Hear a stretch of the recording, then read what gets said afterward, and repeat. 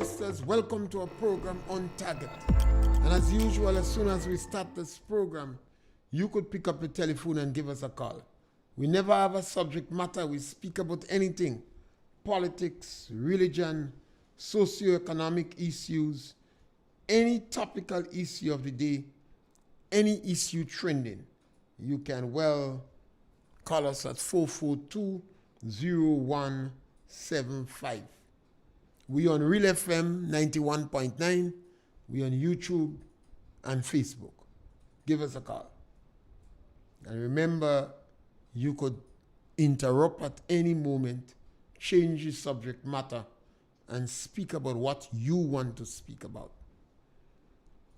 Over the last couple of years, and every day that run, it seems that there is a growing concern about young people, particularly young men. And I always believe that we must have solution. It is not wise. It is not good for us to continue to talk about the problem and not come up with solution to solve the problem. But if you have any doubt that a problem or a challenge exists among us, I want you to visit the prison. Go and visit the prison. See how much young men that involved in the prison. What's about the mental institute? Sometimes it saddens your heart when you visit the mental institute and you see the amount of energy, the amount of young men that is there. If you're a young person, perhaps you've been in school with them and you're wondering why. We could be more observant to vagrancy on the street. Vagrancy or potential vagrancy. Because there's a number of people, particularly young men, on the street today that you may not call vagrants, but you might call potential vagrants or borderline vagrants. What's about people involved in predial larceny? The police, a year or two ago, said that the predial larceny rate in Grenada was about 3% of the crime. So not much. But it's interesting to find out what quantity, how much, how many are young men in particular.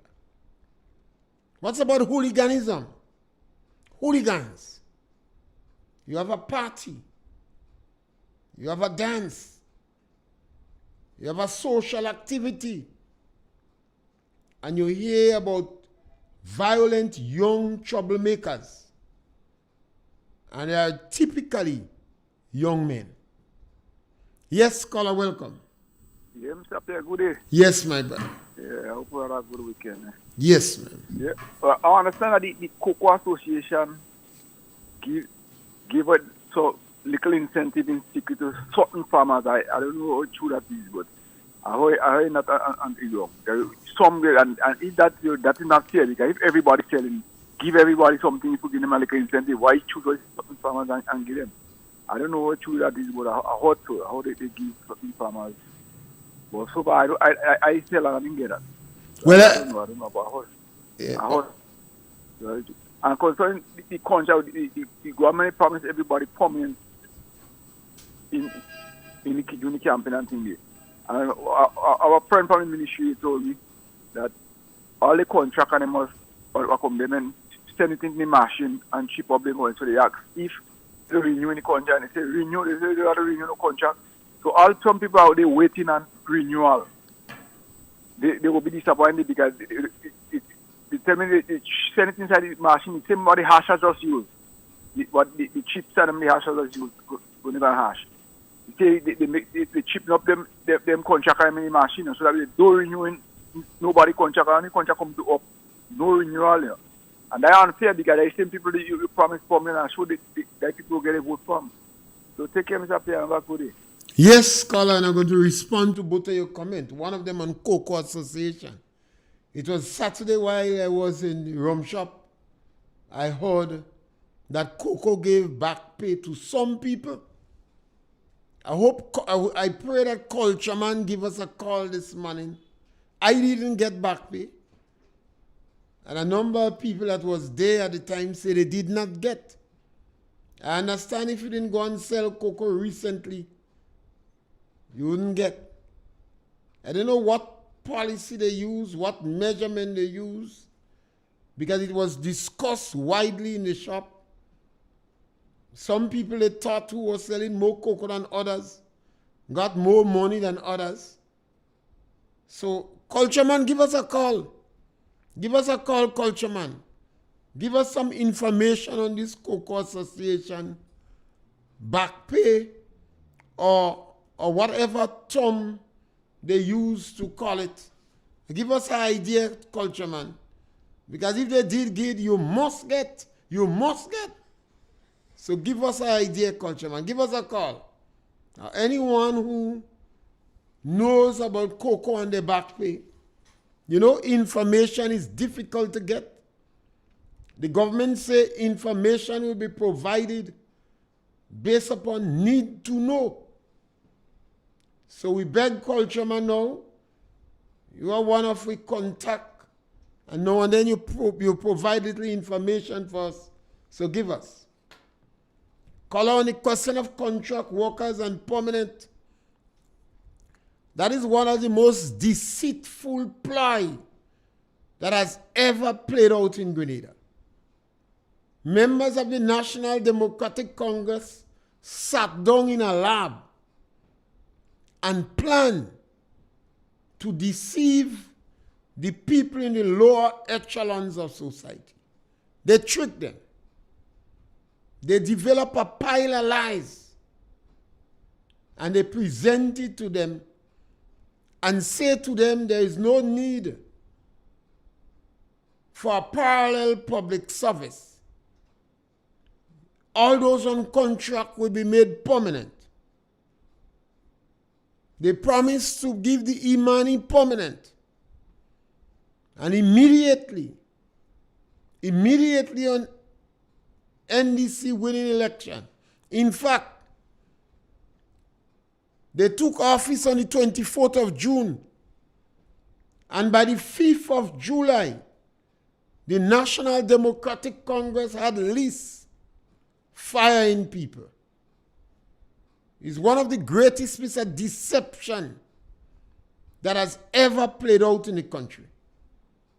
The NDC trick the unsuspecting and the weak. That's why I am convinced that it's easy for me to compare the National Democratic Congress with vultures. Vultures prey on the weak, the unsuspecting. If you fall out of the group and you're alone or you're dying, the vultures, the kobos, the gigi, they prey on you. And this is the worst I've seen in Grenada history. It was the greatest piece of deception and lies by a political party. And the saddest part is they lie to the people in the lower income group. The most vulnerable of the group, they lie to them. I don't know how difficult, there is a lot of individuals perhaps are turning in the grave. When you remember the action of baby Boscombe on the banks of the Ganga River, when she stood up for justice and fair play, and she had a lot to lose, because then the owner of the estate says she following the jackass. Baby Boscombe knew That could be the end of her. But she stood up. She was from upper capital.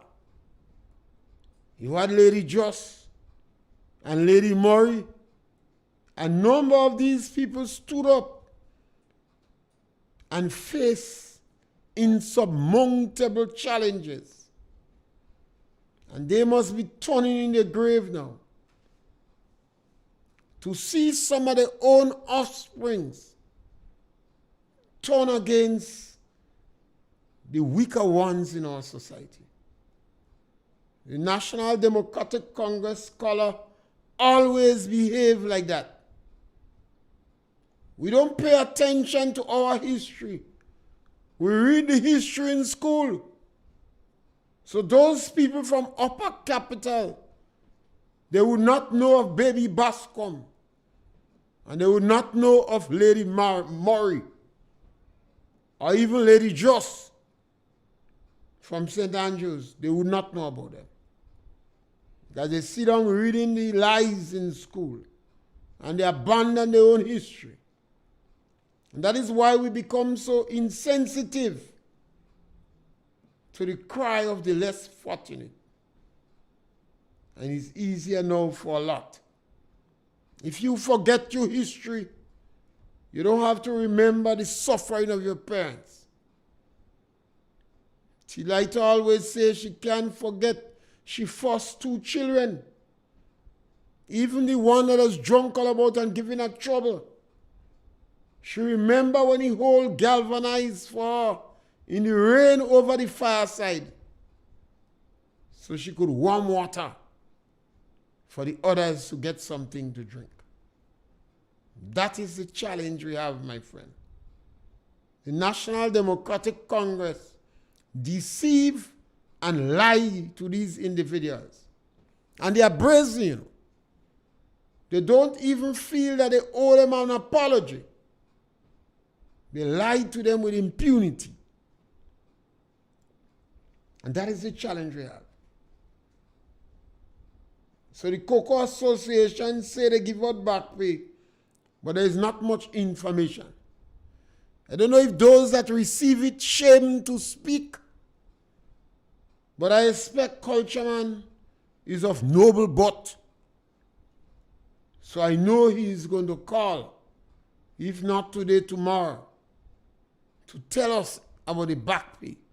If he is satisfied, with the back pay that was given and the manner in which it was given, Cultureman will have to call us and tell us. That is one of the challenges we have in our society. And our people must be concerned. You have to be concerned if your son is likely to be a hooligan. Violent young troublemakers. You have drunken hooligans. They drink too rum and they're using obscenities. They're behaving badly. And sometimes they end up in a police station. Look at the students who are involved in violence in the schools. If you don't look at them, you may not see the pattern. There is one common pattern, one common denominator among all this grouping. Whether it is young men in the prison, a young men in the mental institute, are those who involve in, on the borderline of, or potential vagrants on the street. Are those involved in predial larceny? Are the violent young troublemakers? Are those who are involved in violence in the school? And also, the young men that exit school without having the basic requirement. They exit school, they leave school, but they don't have what it takes to be competitive on the job market. We can close our eyes to that. It's our children that is there. Maybe about 20% of Grenadians are successful. And they are the ones that end up holding the top jobs in the country. They are the ones that end up perhaps involved in politics. But because of the present trend, they seem not to concern. They're not very sensitive to the people in the lower income group. So in yesteryear, there was always champion of this group. Whether people use different ideology, capitalism, democracy, cooperative socialism, as what was practiced in Guyana, democratic socialism, as what was practiced in Jamaica, and other former ism that was practiced in Latin America and other countries. The main objective, the policy of all these individuals was to help the people in the lower income group. Whether you use the word vulnerable, lower income group, the poor, or the socialists like to say the proletariats. Yes, caller, welcome. Yes, Mr. Pierre, good afternoon. Yes, my brother, welcome. There's an issue I think we need to have some clarification on in this case. To my mind, has been misconstrued, misrepresented, or misrepresented.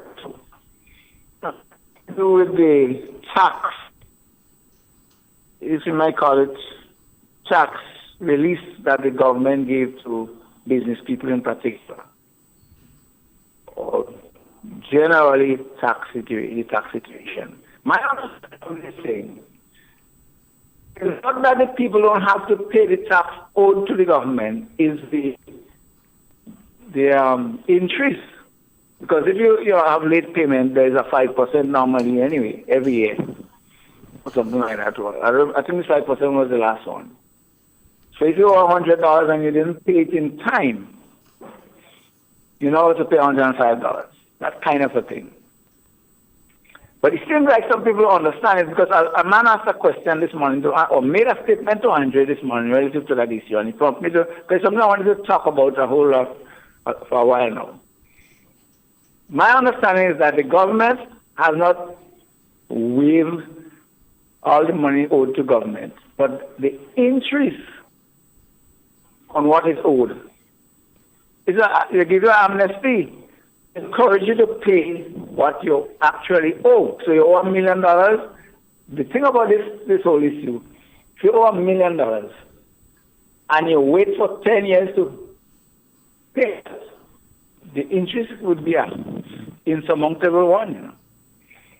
So the government is trying to encourage people to pay the $10 million that is owed or whatever, and for the interest that you incur, what 2 years or what year, 5 years or whatever time.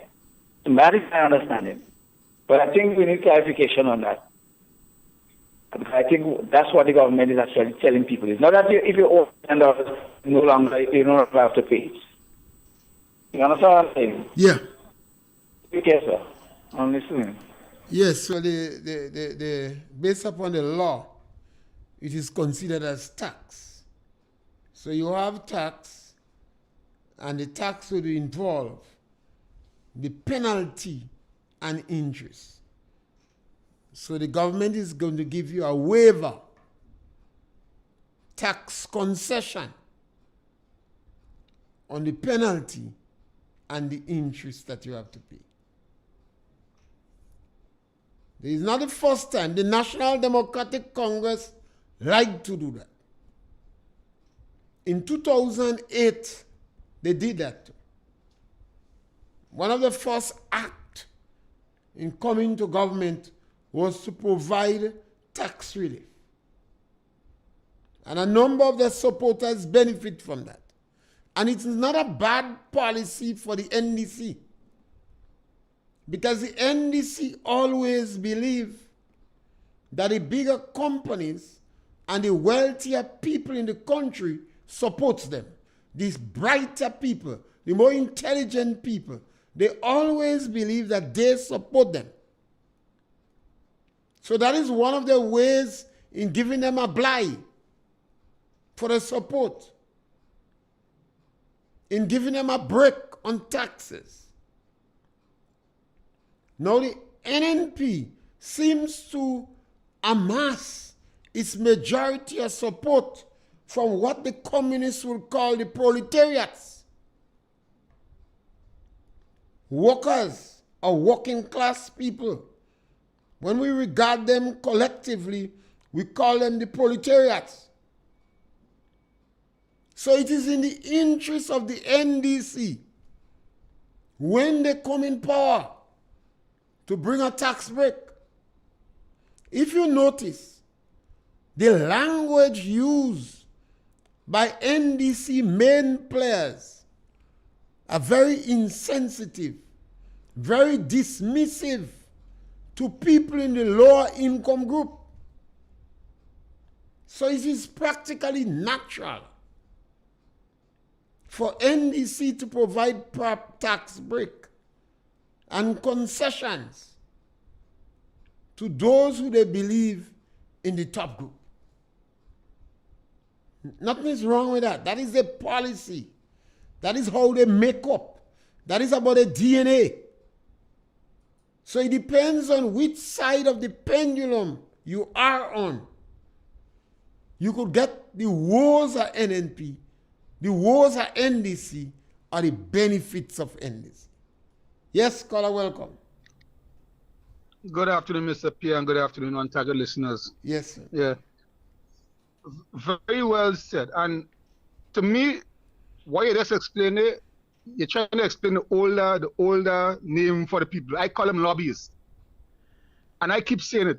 This NDC represents, if you look in comparison, they represent the same kind of values and beliefs of the Republican Party of America right now. If you look at what's happening, they are doing exactly this thing.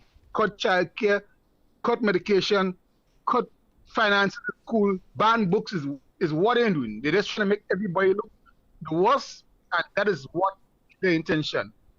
This particular government right now, I am waiting for the next 4 years to see what will be the outcome. Mr. Pierre, today, as of this morning, there were like 20 accidents, different accidents all over Grenada yesterday and day before, and there were fires. I am seeing NMP and NEC say, well, God pray for Grenada. But trust me, I don't know how they say that again, but if they continue praying, they ain't working in it. Do something else in it. Do something else. This prayer not working in it. Because if all these prayers are being asked for, prayers work and all these things happen still? Yeah, it still works. Sometimes without patience, it works. If you pray and ask God for patience and tolerance, and when you reach on the road, somebody tell you I black and you're going to cuss them. You never practice. God grant you patience, but now you have to practice it. Yeah. So you see, Mr. Pierre,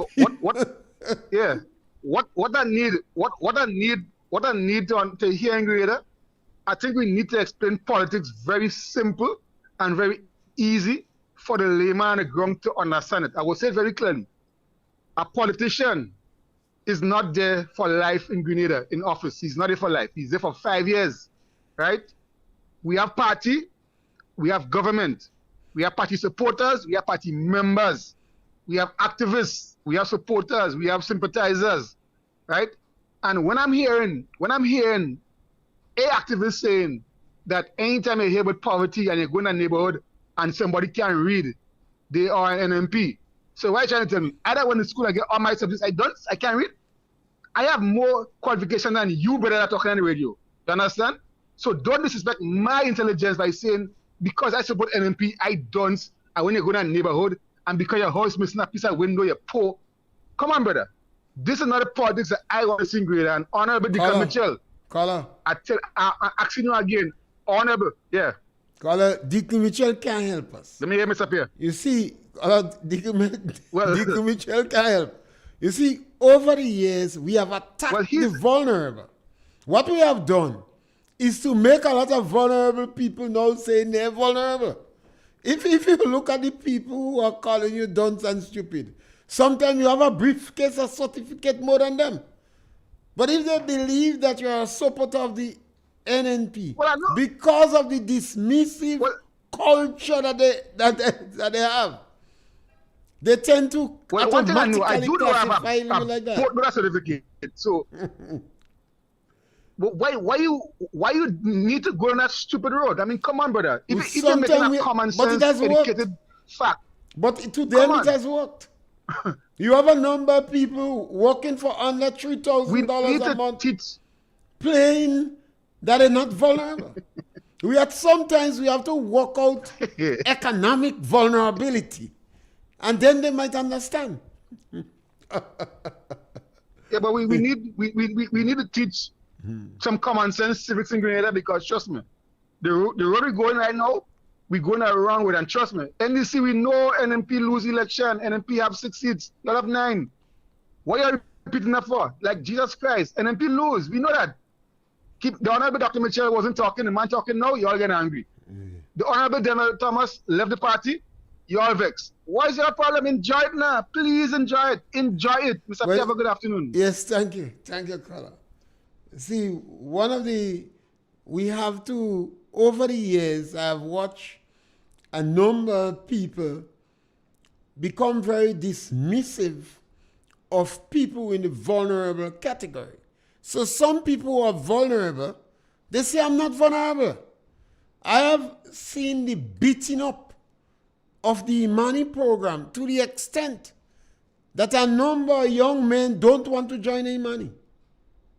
And even some people who were in the Imani program and who got opportunities to go to university, and they are teachers now, or public officers, are in management position, they don't want to tell you they were in the Imani because of the stigmatization of the process. I believe the way we have to go is look at economic vulnerability. And that is why I always say, government put a template. If your income is $3,000 or less, government does not charge you personal income tax. Because they believe that sum just about there for you to live. And if you own in $3,000, you are vulnerable. You are not destitute poor. But you're poor. But you don't have to believe me. Go and ask the statistic division what they quantify, what they consider as destitute poor. Or you could take a pen and a paper and work with me. If you own in $3,000 a month and you're living in Ticolo and you're working in St. George's, because in St. George's you have the status jobs. How much you paying for bus to go to St. George's? $400? $500? What is your electricity, your telephone, and your internet bill? What is the cost of your cell phone bill? I'm speaking about if you have a family. And you might have a car because you consider yourself as not vulnerable. So you're in a high pollutant job. You might be working with Hubbards or Huggins or Coates, St. George's University, or some other big firm in St. George's or a hotel. And you're making $3,000 a month. How much money you spend a month to maintain your car? Well, you have the insurance that you pay every year, and then you have license and inspection you pay every year. But you could add it up and divide it by 12 and find out how much money you spend on your car. Then how much money you giving your woman or your wife or your spouse? And your children and food stuff. And then you realize how vulnerable you are. Yes, caller, welcome.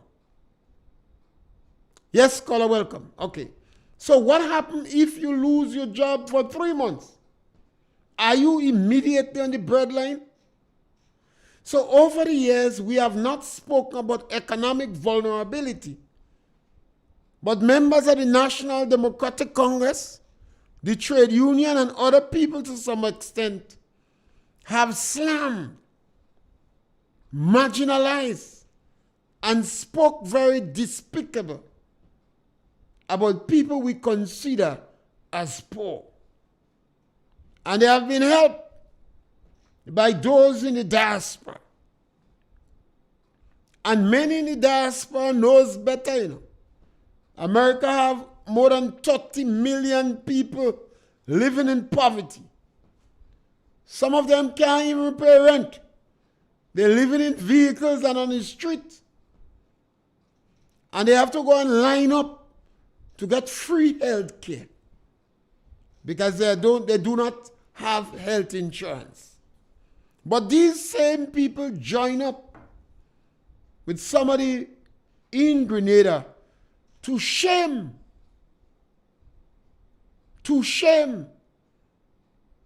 the so-called marginalized. I heard the cry of the sister in Union that was removed from the seed program because they claimed the previous government making them a cult, giving them handout, 2 weeks work 3 times for the year. Because in a harsh economic climate, you don't want your people to be destitute poor. You don't want them lose hope. You want them have their dignity intact. You don't want individual turn to crime. You don't want to expand the sex trade. So it is necessary for you to provide income for your people through your social programs. Yes, caller, welcome. Mr. Pierre, good evening. Yes, caller, welcome. Very good program. Mr. Pierre, the church knows that, and they know the Bible, what God say about the poor. Blessed are the poor in spirit, for theirs is the kingdom of heaven. And when you go through the Bible and you listen and you read about Lazarus. Lazarus was a poor guy.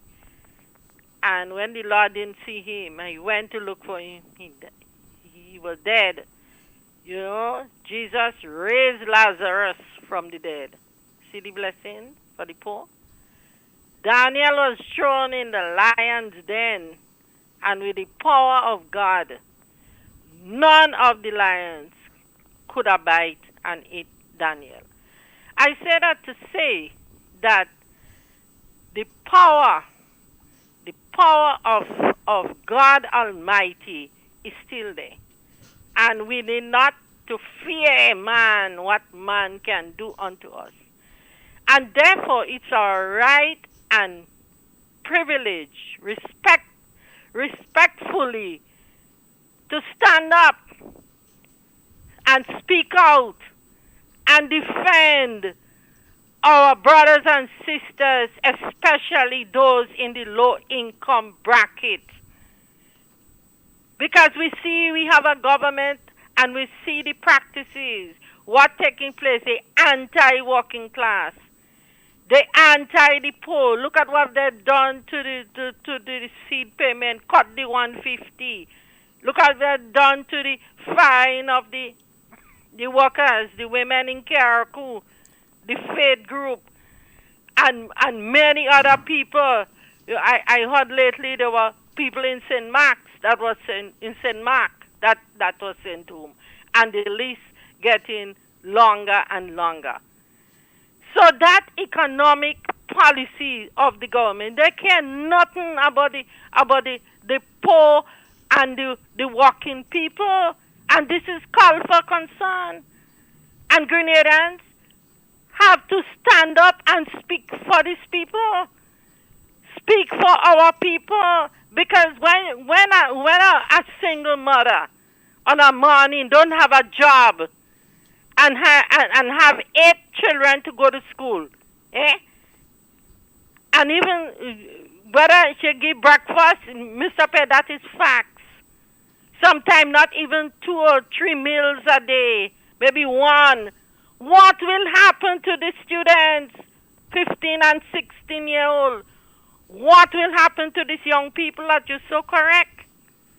When there was an Empower program where the NNP was trying to work with these young men at risk and create opportunities for our women, create caregivers program and other programs, opportunities to create employment. That is zero now. The situation out there is rather hard.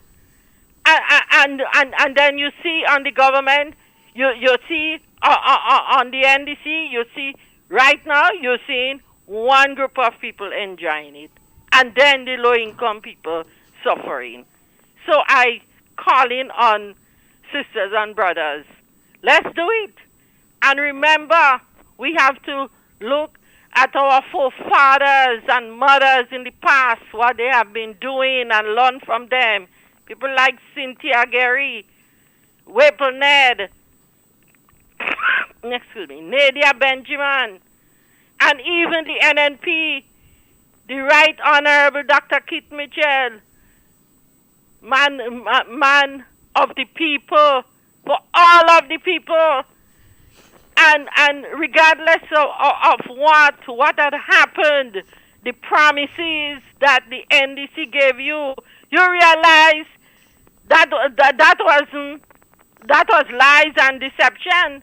But sorry to say, some people run for it. But you see what happened. But I'm sympathizing the situation, and I ask us to work with our brothers and sisters. And Mr. Pierre, you're doing a fantastic job. God bless you and keep it up. You see, the socialist countries, they use a big word, proletariats. And a lot of communists like this ism, petty bourgeois, bourgeoisie, patriotic bourgeois. If you listen to Maurice Bishop's line of speech, it was easy to identify the real. So when you say vulnerable and poor, some of the same individuals who claim they are communists and socialists say we don't have poor and vulnerable. We are proletariats. I like to practicalize this terminology. There are people, so I look at it from an economic standpoint. Yes, caller, welcome. Afternoon, Mr. Pierre. Yes, caller, welcome. Good day, sir. Well, I don't know where to start. You have to speak up a little louder first. You could start there. Yes, I don't know where to start and how to start. Yeah. Because so much over this 1 minute. Start in the center. Less than a week. I understand some shares in Grenlex sell. I understand what the nail tech, hairdressers, barbers. You better we just stay with the nail techs for the time being. The farmers. And so much other things. Well, I don't know what is Well, going we on. could stay with the nail techs for the time being. Because we can't deal with all of them. So, That is the group that the government passed laws yes. that they should license and they should take out insurance. Yes, and then some of the things, some what he use, and I had to say don't have that in Grenada. So how The insurance, they claim that they have to take out insurance perhaps up to 2,000 US. And maybe we don't have companies in Grenada dealing with that. Oh. You see, and that is one of the challenges we have here. We have a government that is not sensitive, is not seeking the interest, The whole policy is not geared to accommodate people in the lower income group.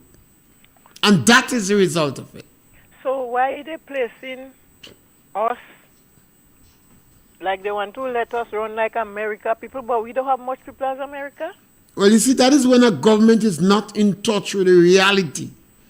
They create a law to attract these people to vote for them. But the policy is not necessarily for these people.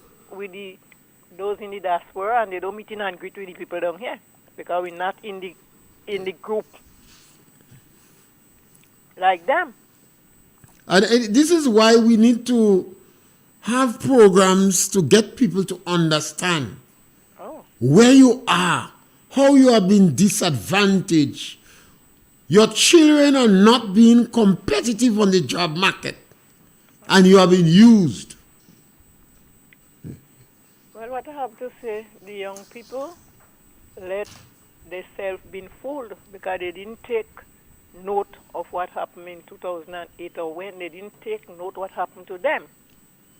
So they let idle words with long letters, what I can pronounce, the words fool them.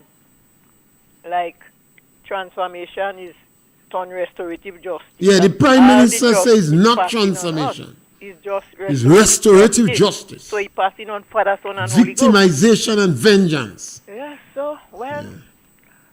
But we have to pay, you know. I'm on the praying ground, so... Yes, those who could pray, but we must, you see, we have to stand the consequences of our action. Yes, and don't get distracted. Stay on what happens, stay on the topic.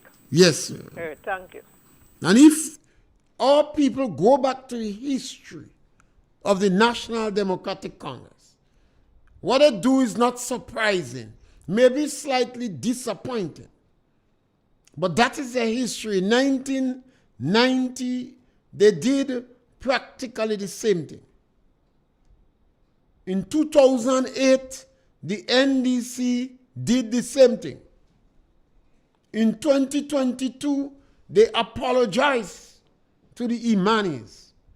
They say what we did in 2008 was a political mistake. Very interesting word, you know. Political mistake. Not moral and economic mistake to lie, you know. They say it was a political mistake. And in 2022, the NDC is doing worse. They're behaving like vultures, brazen and vulgar in terms of their economic attitude. And so many of their supporters are dumbfounded. I think they're shocked. I think they're dumbfounded. They have defended these individuals so much. And now they are disappointed, they're shocked, and some of them are practically ashamed, so they just come out accusing you. Not able to advance reason and justification for the government actions. So, and this is why it's so important for people to understand the future of this nation is your children. And I always accuse women. You, the women, are the ones that are responsible. Or better, I put it that way, you are chiefly responsible. And why do I say that? Yes, caller, welcome. Yeah, Mr. Pierre. Yes, caller, welcome. Mr. Pierre, enough is enough. We can't take no more, you know. Yes, we could take more. No, we can't take more. Yes, caller. Caller, we were aware of these things when we went and vote. And there must be consequences to action. Mr. Pierre, time for us to get up and get. The time has come for us to be more knowledgeable, to explain to our brotherhood, so that when you hear individuals working in St. George's and they're pretending they're making money, ask them how much they're working for. And if they're ashamed to tell you, they're not making much money. This is on 3 occasions this NDC people lying give you. In 1990, 2008, and now.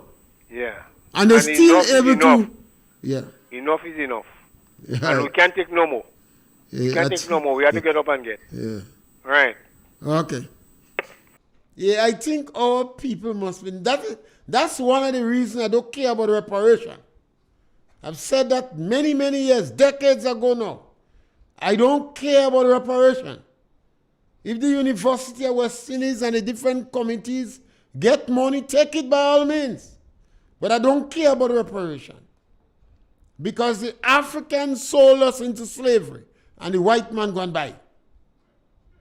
We could have been far advanced in Grenada here. It's our own people that are tricking us. The people that promise you to make you permanent is not Europeans. It's your own Grenadian people that promise to make you permanent. Tell you how easy it's going to be with the stroke of a pen. And then when they come back, they sharpen you. It's your own people that find you. It's your own people that laugh when you lose your job. It is your own people that are fine. Now, because of the economic situation in the world, you have a war that was going on and is still going on between Russia and Ukraine. At this point in time, it is a war that Russia cannot win, that Russia cannot lose, and Ukraine cannot win. Russia is bombing up Ukraine, but because of the massive support from the West of the world, some countries in the world, the war will go on. And this area is a big supplier of food in the world. So small countries like ours, we in a monkey pants.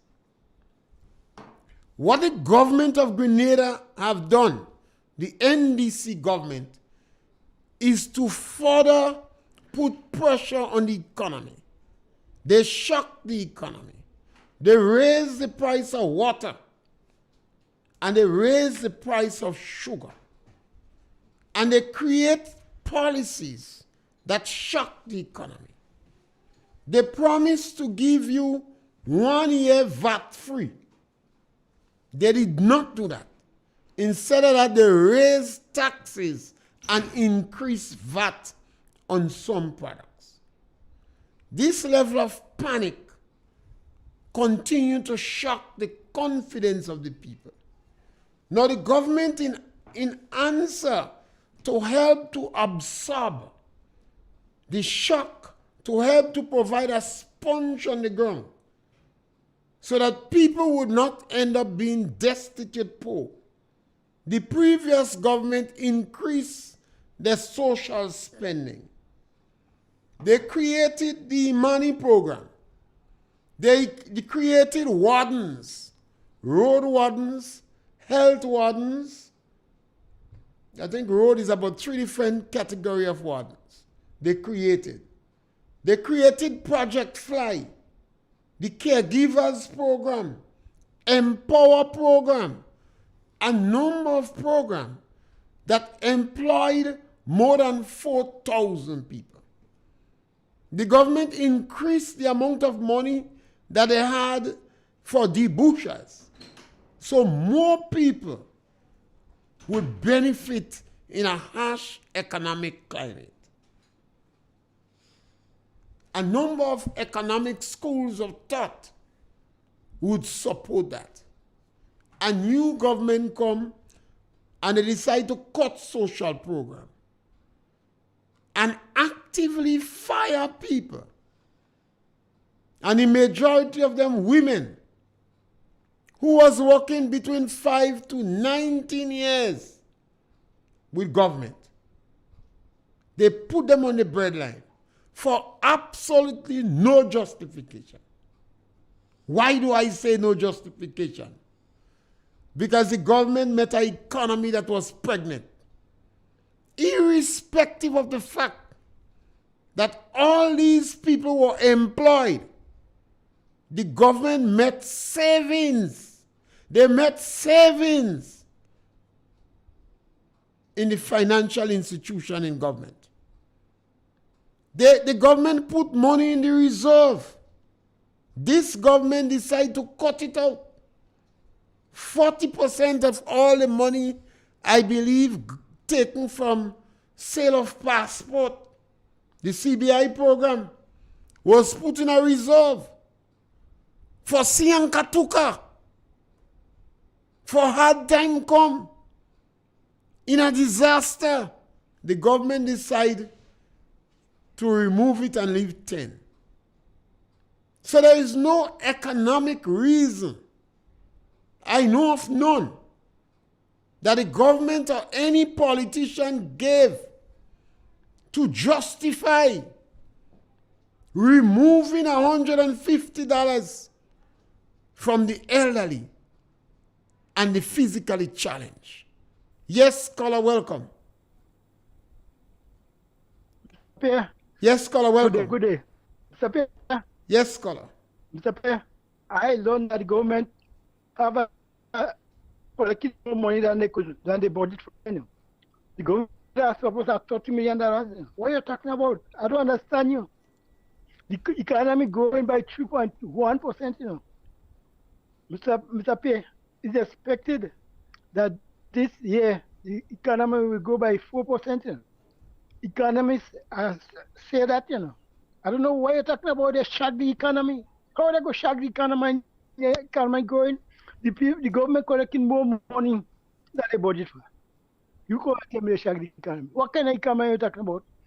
Mr. Pierre, I listened to this model yesterday, and I could never believe a woman in government could tell this very story. I did not hear, caller, I did not hear a program. Mr. Pierre. I did not hear the program. She said, he was on RealFM. I did not hear the program. Well, I tell you what she said. When the gas price go down to $12, the government had nothing to do with that. Mr. Pierre, that is a lie. Caller. The reason why the gas price... Caller. You start from the statement that I make that this NDC government shocked the economy. I thought you'd have asked me, why did I say that? Caller, I like to give reasons and justification when I make statement, particularly if it's a strong statement. And if you're going to say somebody lied, caller, you must give reasons why you say they lied. Caller, the government meta economy is strong. And if the economy is growing, what is the justification to fire all these people? What is the justification to fire the workers? If the economy is doing well, and I say the government has not given any economic justification for firing people. So you should tell me what economic justification the government give. Call it the National Democratic Congress have a history of disadvantaging people in the lower income group.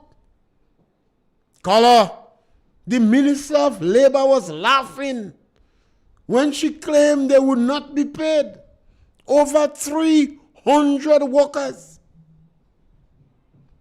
Caller, the workers that was fired from Karakou, it appears that the ministry, they were not able to get a meeting with the union and the Ministry of Labor. Caller, the government of Grenada know the NDC. Their members are using the government treasury as a supermarket. They are taking loans where the law say they're not supposed to get loan. Caller, the Prime Minister of Grenada just come out on a trip to help to advertise his company. And that is morally wrong. And if you want to defend the NDC, then you have to deal with this issue.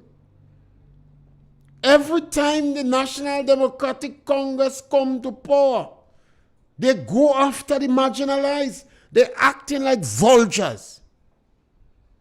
They're acting like vultures and bullies. How could you defend that? You may be well off. You may not be a poor person. You may not be a vulnerable person. But I'm certain you heard the cry of the girl with Parkinson's disease from Union St. Andrews. She gave her telephone number and she said you could come and investigate. Caller, you heard me beg Willie, who speak about good people, really good people, to investigate the case in Moya. When we do that, this issue you call restorative justice is going to affect all of us on the ground. You all can support that. You hear me calling out on Culture Man to come and tell me what is the back pay Cocoa giving. Culture Man must know. And you hear me say every day that the Cocoa Association, the Nutmeg Association, and the NDC have the same philosophy. They're very insensitive about people in the lower income group. They don't care. All the actions throughout the history is not in the interest of the people who supported them. And I believe why people supporting them, because they claim they're in the upper class. And some Grenadians who fall in the proletariats, if they prefer the socialistic words, or the vulnerable, or the lower income group, they want to identify with them. So you have a worker working in St. George's, making $3,000 a month, paying $5.75 for bus, have a car that they're packing up in Ticolo and take bus to go in town, and playing them is heavyweight. You have individuals that is a minister, and somebody borrow them a vehicle and they sell it, and they're playing down. You have another minister that shock the people in the upper class when he say only $2 that remain in the bank account. Obviously, he leave out a knot. It's about $200. Giving the impression that he's an economic heavyweight when he just done with borrowed feathers. Because I believe the time has come for us to speak about economic vulnerability and the destitute poor. And I'm back with you tomorrow between 12 and 1 for another opportunity to punch. And while I appeal to the women of this country to seriously look at your young boys, we must give them a better chance. We must encourage them to be more competitive on the job market. Thank you.